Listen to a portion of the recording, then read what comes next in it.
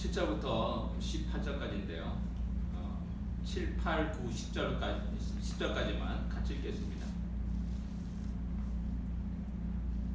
10장 7절부터 10절까지만 같이 읽겠습니다. 같이 읽겠습니다. 그러므로 예수께서 다시 이르시되 내가 진실로 진실로 너에게 말하노니 나는 양의 문이라. 나보다 먼저 온 자는 다 절도요 강도니 양들이 듣지 아니하였느니라. 내가 문이니 누구든지 나로 말미암아 들어가며 구원을 받고 또는 들어가며 나오며 꼴을 얻으리라. 도둑이 오는 것은 도둑질하고 죽이고 멸망시키는 것뿐이요 내가 오는 것은 양으로 생명을 얻게 하고 더 풍성히 얻게 하려는 것이라. 아멘. 7절에 보면 그러므로라는 말이 나옵니다. 우리가 성경을 읽을 때 그러므로라는 단어가 나오게 되면 그 앞부분과 연결되어서 좀 주의 있게 살펴볼 필요가 있습니다. 7절에 나오는 그러므로라는 그 의미는 무엇이겠습니까? 6절에 한번 다 같이 읽어보겠습니다. 6절입니다. 같이 읽어보겠습니다. 예수께서 이 비유로 그들에게 말씀하셨으나 그들은 그가 하신 말씀이 무엇인지 알지 못하니라. 그러므로 말하는 말은 그가 하신 말씀을 무엇인지 알지 못함으로라는 의미를 갖고 있는 말입니다. 좀 이상하지 않습니까? 뭐 이상하지 않다고 생각하지 않습니까? 그만큼 우리는 모든 걸 당연하게 생각하면서 넘어가는 경향이 있습니다. 근데 그 앞에 보면은 이는 양의 목자라. 목자는 양을 이름을 알고 부를 때 양은 또 그 소리를 듣고 목자를 따라간다는 말을 비유를 이렇게 우리 주님이 하십니다. 근데 그 비유를 알지 못했다라고 말하는 겁니다. 예, 우리는 농경 문화 속에 살았기 때문에 모르는 건 지극히 당연한 겁니다. 우리 입장에서 보면. 근데 그들은 유목민족이었습니다. 뭐 조금 나가면 전부 다 양치고 목장들을 우리가 쉽게 볼 수가 있었습니다. 그런데 이 양의 비유를 주님이 말씀하신 양의 비유를 알지 못했다라는 말이 이상한 겁니다. 왜 그들은 주님이 그 비유를 알지 못했을까라는 겁니다. 양과 목자의 관계를 모를 리가 없습니다. 조금만 눈 들리면 자기 주위에 목동들이 있었고 목동들이 양을 끌고 가는 인도하는 그런 모습들을 쉽게 볼 수 있는 그들의 입장에서 왜 이 비유를 알지 못했느냐라는 겁니다. 그 원인이 무엇이겠습니까? 그것은 뭐냐면은 나와 무슨 관계가 있는지 모른다는 의미를 갖고 있는 겁니다. 예수님이 왜 이 이야기를 하시는지, 이 이야기가 나와 무슨 관계가 있는지 모른다는 겁니다. 나와 관계없기 때문에 예수님이 하시는 이야기를 실감할 수 없습니다. 즉 남의 이야기로만 듣는 겁니다. 강 건너 불구경하듯이 그렇게 그 이야기를 듣는 겁니다. 동화책에 나오는 아주 재밌는 이야기로 듣고 있는 겁니다. 나와 관계없는 이야기입니다. 남의 이야기로만 듣기 때문에 그 이야기에 대해서 흥미를 느낄 수도 없습니다. 또 흥분할 수도 없습니다. 나와 관계없는 이야기이기 때문에 내 삶에 조금도 충격을 주지 않고 내 삶에 조금도 변화를 주지 않습니다. 이 성경 말씀을 믿지 않는 자들에게 얘기하면 그들이 어떻게 받아들이겠습니까? 아무 의미 없는 그런 무슨 이야기로 전도자 삼천리로 듣는 많은 사람들이 있는 것을 우리 잘 알고 있습니다. 자기 자신과 상관없는 이야기로 듣기 때문에 무엇인지 모르는 겁니다. 또 그들은 관심을 전혀 주의 말씀에 집중하지 않았다는 사실입니다. 그들의 생각을, 그들의 마음속에 있는 그 메시아가는 주님이 말씀하시고자 하는 것과는 전혀 달랐다는 사실입니다. 그 장면이 23절부터 쭉 나오는 수전절 이야기에서 나오게 됩니다. 23절, 24절에 이렇게 이야기합니다. 수전절이라 예수께서 성전한 솔로몬 행각에 다니시니 유대인들이 에워싸서 우리 주님께 질문을 합니다. 당신이 언제까지 우리의 마음을 의욕해 하시나이까? 그리스도이든 밝히 말씀하십시오. 이렇게 이야기합니다. 언제까지 헷갈리게 만드냐는 겁니다. 메시아냐? 빨리 정확하게 드러내라. 그럼 당신이 따르겠다라는 그런 의미를 담고 있는 말입니다. 근데 이때가 수전절이라고 말합니다. 수전절이 어떤 날입니까? 우리가 보통 말 한우카라고 말합니다. 12월 달입니다. 우리가 12월 달 크리스마스 그때 전에 한우카가 정기가 있습니다. 이게 왜 중요합니까? 마카비 형제가 반란을 일으켜가지고 이제 독립왕국을 세웁니다. 유대 독립왕국을 세웁니다. 그것이 100여 년까지 지속합니다. 그래서 예수님이 이 땅에 오시기 한 60여 년까지 그 독립왕국이 존재합니다. 그래서 어떻게 보면 한 90살 먹은 이상, 예수님이 탄생할 때 90살 넘은 사람들은 시몬이 성전에서 기도했던 시몬이 대표적인 케이스라고 할 수가 있죠. 어쩌면 그는 그 왕국의 그 영광을 경험했던 사람이고 조금 직접적으로 그 왕국의 혜택을 누렸던 사람일 수도 있습니다. 그렇기 때문에 그들의 메시아는 마카비 형제처럼 그런 어떤 강력한 파워의 지도력을 가진 사람, 그 사람을 요구하고 있다는 사실입니다.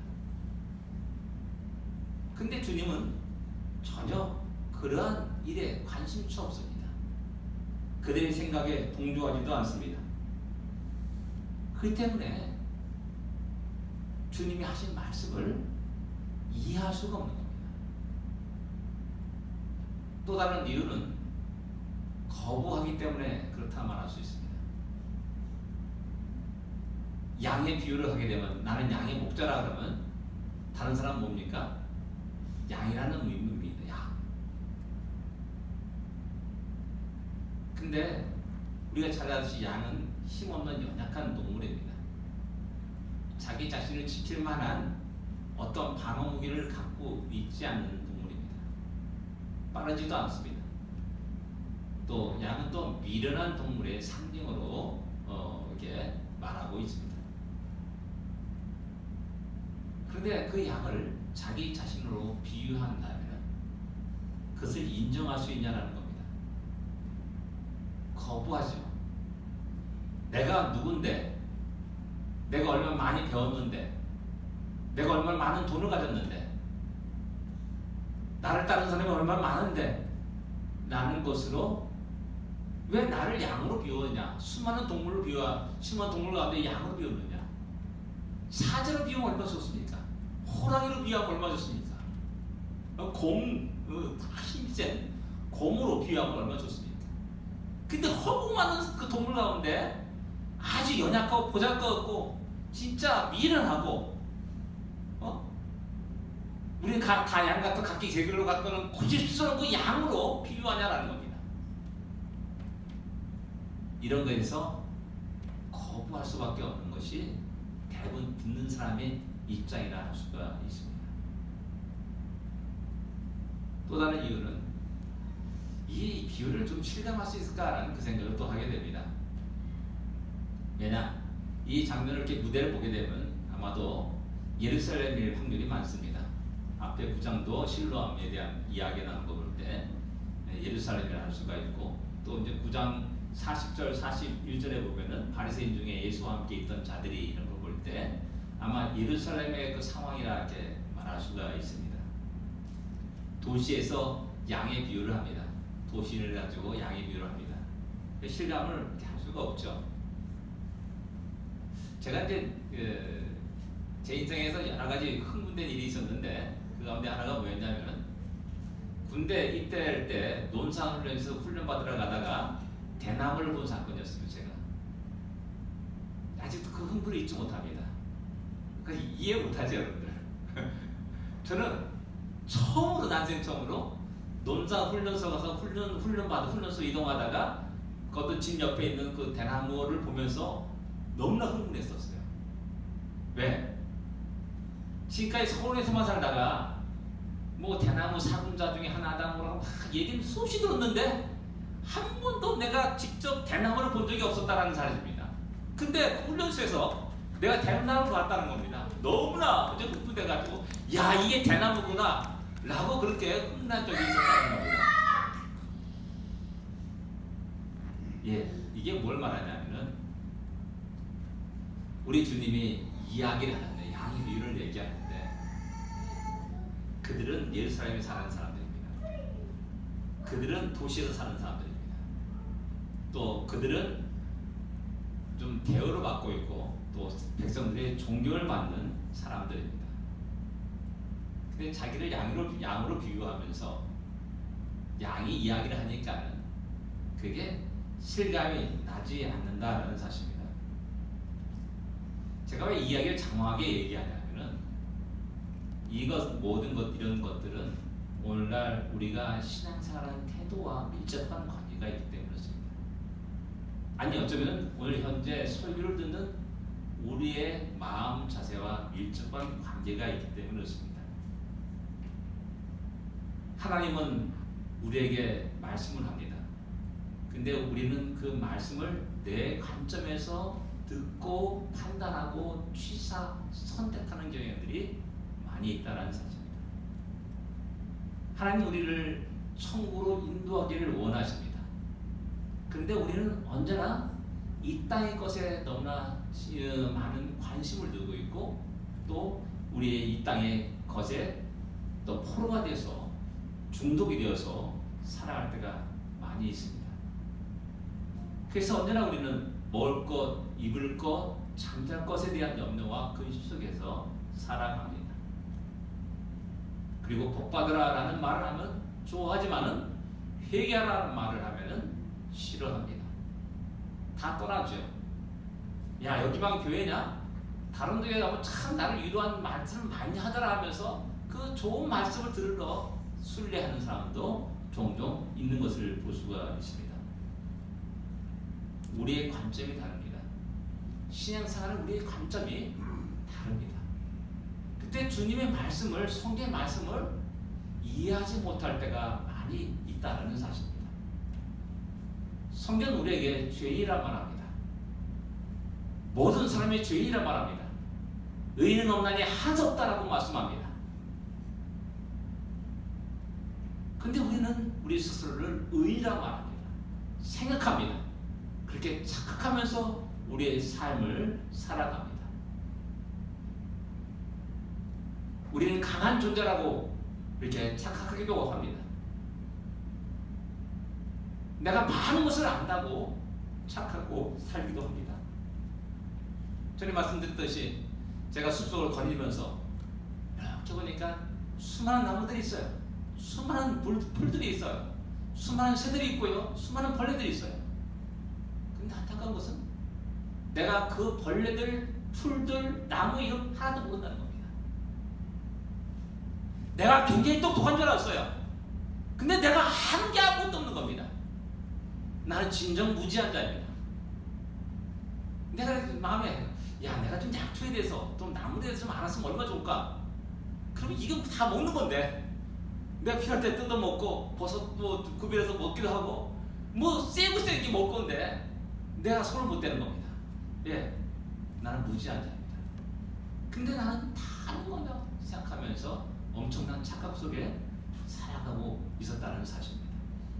내가 의로우냐, 더없이도 살만한 그런 양 생각하면서 살기도 했습니다. 그런데 성경은 나로 하여금 죄인이다. 나는 의롭지 않은 존재다. 내가 생각하는 것, 행동하는 모든 것이 부정한 것이고 더러운 것이고 육신의 정욕과 안목의 이생의 자랑만을 쫓으며 살아가는 인생이라고 우리에게 이야기하고 있는 겁니다. 근데 우리는 자꾸만 이런 말씀에 대해서 거부를 합니다. 거부를 하기 때문에 주의 말씀을 모릅니다. 이해 못합니다. 주의 말씀을 던져버립니다. 대표적인 케이스가 베드로이지 않습니까? 내가 타오르기 전에 3번 나를 부인하리라. 주님은 베드로의 연약함을 알았습니다. 인간의 연약함을 너무나 잘 알고 있었습니다. 그래서 너 죽음의 위협에서 깨끗하게 나를 부인할 것이다. 3번씩이나 부인할 것이다. 그냥 모른다가 아니라 정확하게 의지적으로, 지적으로, 또한 그 모든 것을 다 해서 모른다라고 부인할 것이다 라고 이야기하는데, 그것을 베드로가 인정합니까? 아닙니다. 내가 죽을지언정 그러지 않겠다고 장담합니다. 또 다른 제자들도 똑같이 같은 장담을 하였음을 성경은 우리에게 이야기합니다. 근데 결국은 어떻게 됐습니까? 뚜껑을 열어보니까 어떻습니까? 다 넘어졌습니다. 다 실패했습니다. 다 도망갔습니다. 십자가의 그 순간까지 함께 주님과 함께 동행한 사람은 12제자 가운데 하나도 없었습니다. 그럼에도 불구하고 우리는 주의 말씀을, 주님의 말씀을 인정하지 않은 교만함이 우리 가운데 있다는 사실입니다. 왜 그들이 주의 말씀을, 그 양의 비유를 몰랐습니까? 바로 이런 것 때문에 그런 겁니다. 이런 잘못과 교만함은 오늘 이 시대에 살아가는 우리 모든 시장인데도 수없이 볼 수 있는, 쉽게 찾을 수 있는 그러한 것들이라는 겁니다.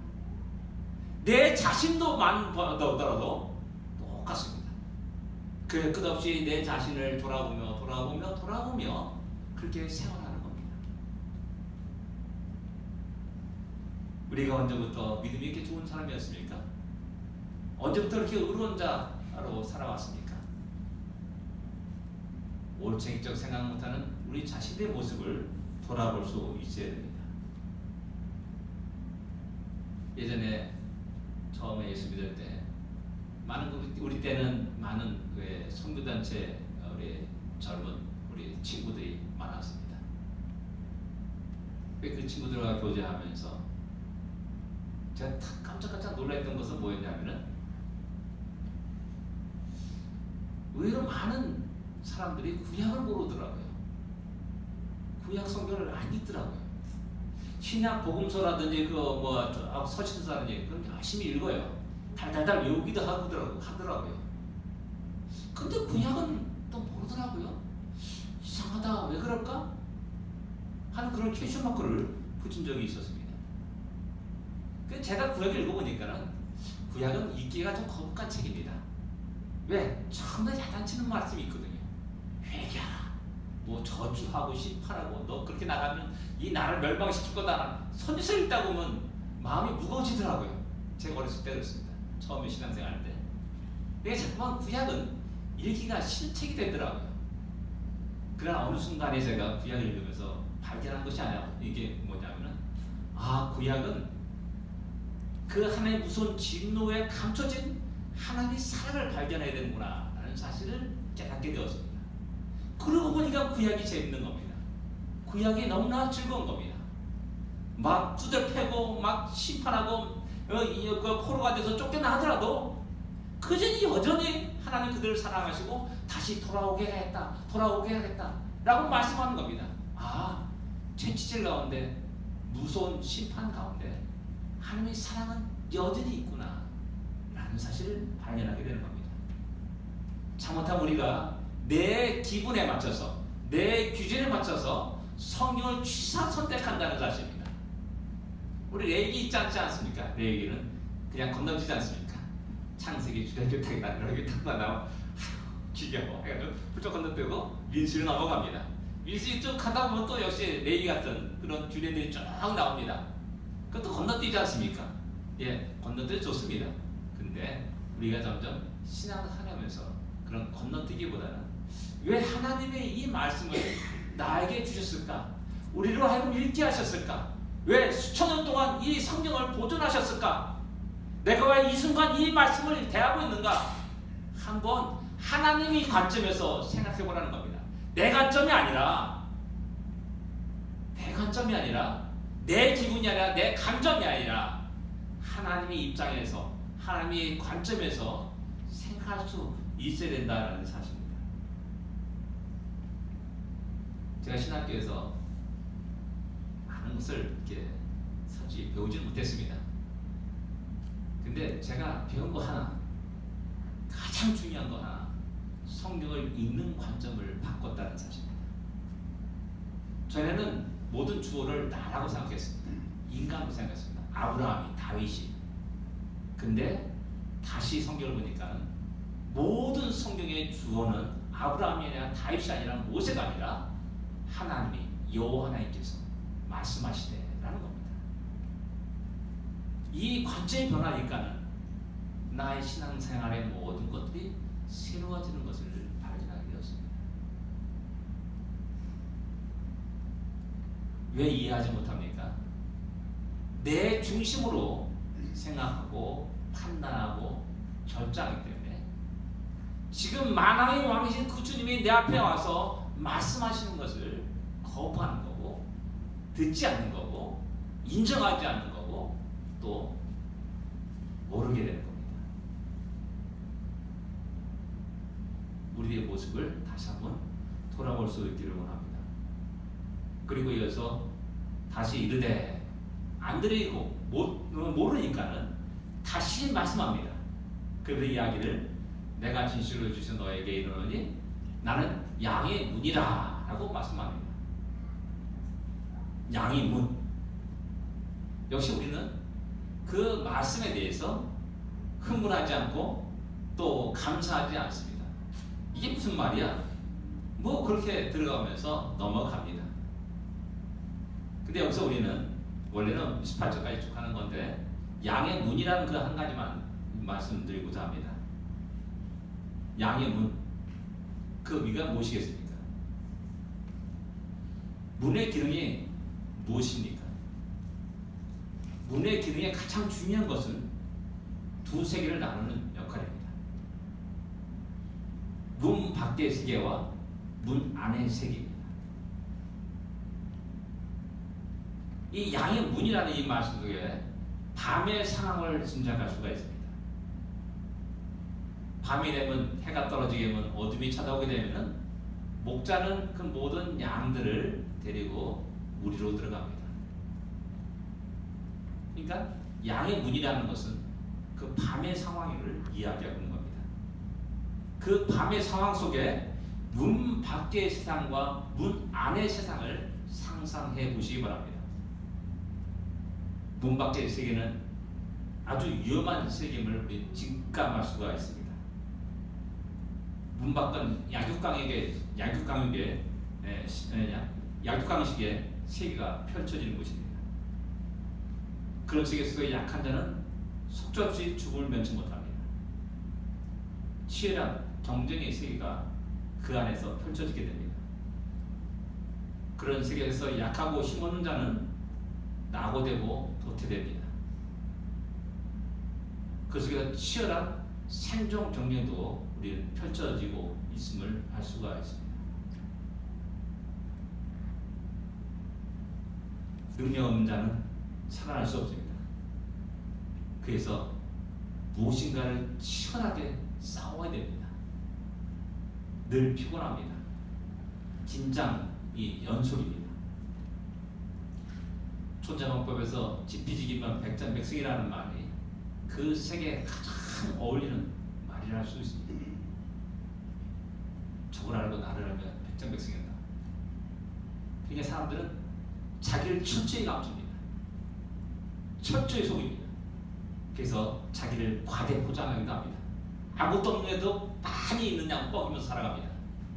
아무것도 모르면서도 많은 것은 아니냐 드러내야지만이 상대가 나를 함부로 대하지 못합니다. 그래서 우리 한국 사람들은 가난해도 명품백을 들고 다닙니다. 가난해도 가장 멋있는 화려한 옷을 입고 다닙니다. 그리고 가난해도 전치사라도 멋진 자동차, 외제자동차를 끌고 다니려고 하는 것이 우리 대한민국 사람입니다. 왜? 나를 감춰야기 때문에. 나의 정체를 드러내지 말아야 되기 때문에. 그리고 정반대로 상대를 하려고 엄청 많은 시간과 열정들을 쏟아붓습니다. 이것이 문 밖의 세상입니다. 그러나 문 안의 세상은 어떻습니까? 그와는 정반대 세상임을 우리에게 말씀하고 있습니다. 사랑이 넘칩니다. 풍랑이 있습니다. 긴장과 초조가 없고 평안이 있습니다. 안식이 있습니다. 부모와 형제 간에 긴장이 있습니까? 도리어 웃음이 있고 위로하며 격려하며 서로 상처를 싸매주고 위로하는 그런 아름다운 모습이 그 안에 일어나게 됩니다. 손잡은 뼈 지피지기면 백성백설한 그 말은 문 안의 세계에서는 결코 통용되는 말이 아닙니다. 그런데 이러한 평화를 깨트리려고 사단은 호시탐탐 노리게 됩니다. 야, 너 그 안에서 자는데 재미있냐? 야, 여기 나와봐. 더 재밌는 것이 많아. 너무나 흥분된 게 많아. 짜릿한 게 많아. 야, 노래방 갈래? 야, 뭐 야구장 갈래? 야, 축구장 갈래? 야, 뭐 저기 뭐 재밌는 거 있다는데 한번 나갈래?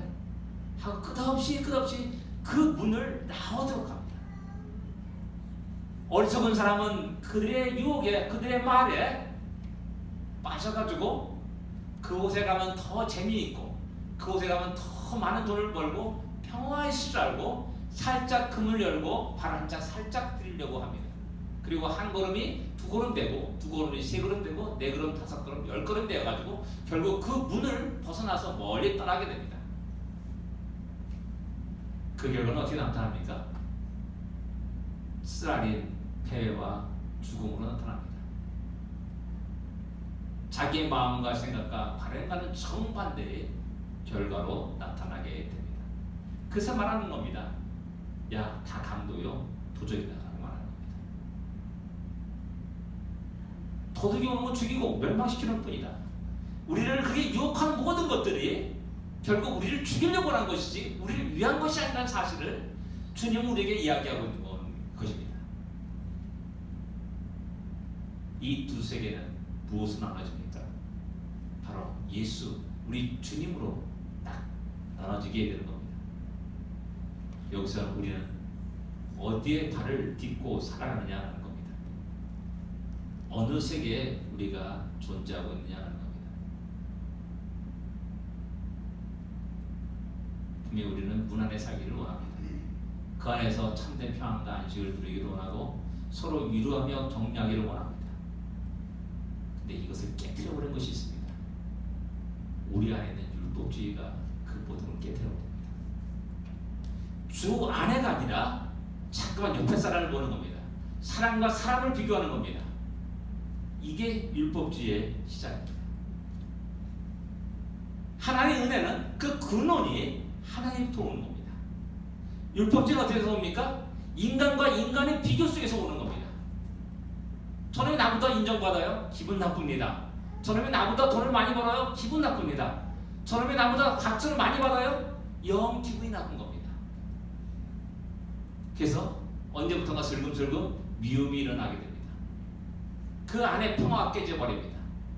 기쁨이 사라져버립니다.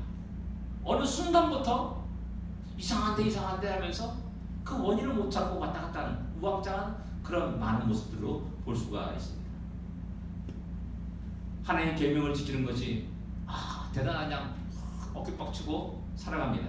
그리고 사람들은 그 앞에서 막 박수치고 갈치를 보냅니다. 당신 믿음이 좋다. 이런 말에 속아서는 절대 안 됩니다.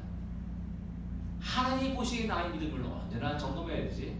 옆에 사람이 당신 믿음이 좋구나. 새벽기도 맨날 나오는 거 믿음이 좋구나. 이런 것에 내 자신이 유혹되거나 미혹된다면은 결국 내 자신 스스로도 알지 못한 사이에 율법주의에 조금씩 발걸음을 옮기게 되는 것입니다. 무엇인가 하게 되면은 우울감에 빠져서 막 어깨를 펴고 살아갑니다. 또 그와 반대로 그렇지 못한 사람은 열등감에 빠져서 살아갑니다.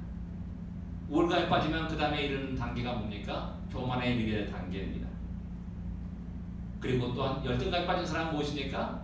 좌절과 낙심에 이르게 됩니다. 그럼 모든 것들이 무언가 열등감이 다른 것 같은데 그 근본 뿌리는 동일한 겁니다. 다 사람과 사람을 비교해서 나타나는 것이라 할 수가 있고, 이런 모든 것의 근본 뿌리는 율법주의에서 나오는 것이라 할 수가 있는 것입니다. 그 속에서 삭막함이 있습니다. 평안이 없습니다. 고통과 괴로움뿐입니다. 미움과 증오가 일어나게 되는 것입니다. 그래서 주님은 우리에게 말씀하는 겁니다. 내가 이 세계에 들어왔느냐? 그럼 참된 은혜를 깨닫고 그 안에서 기뻐하며 즐거워하며 서로 위로하며 격려할 수 있어야 된다라고 말하는 겁니다. 우리가 매주 말미치는 항상 기뻐하라, 쉬지 말고 기도하라, 범사에 감사한 그 이유가 무엇이겠습니까? 하나님의 은혜를 깨달은 자는 기뻐할 수가 있는 겁니다. 고통이 있습니다. 어려움이 있습니다. 넘어짐이 있고 실패가 있고 많은 질병 속에 있는 그 큰 불행도 있을 수 있습니다. 그러나 하나님의 은혜를 생각하게 되면은 그 모든 것들은 아무것도 아님을 또 깨닫게 되는 겁니다. 그래서 기뻐할 수가 있는 겁니다. 감사할 수 있는 겁니다. 그리고 또한 주님께 나와서 주여 자비와 긍휼을 베푸소서 라면서 끝없이 기도하며 주님의 능력과 권능을 지혜를 의지하면서 하루하루 순간순간을 살아가게 되는 것입니다. 우리는 어디에 있습니까? 어느 세계에 있습니까? 밖에 있으면서도 우리는 안에 있다고 생각합니까? 진정 우리는 주 안에, 양의 문 안에 있는 그 안에서 참된 평안과 안식을 누리며 살아가는 진정 복된 인생이 되어야 됩니다. 기도하겠습니다.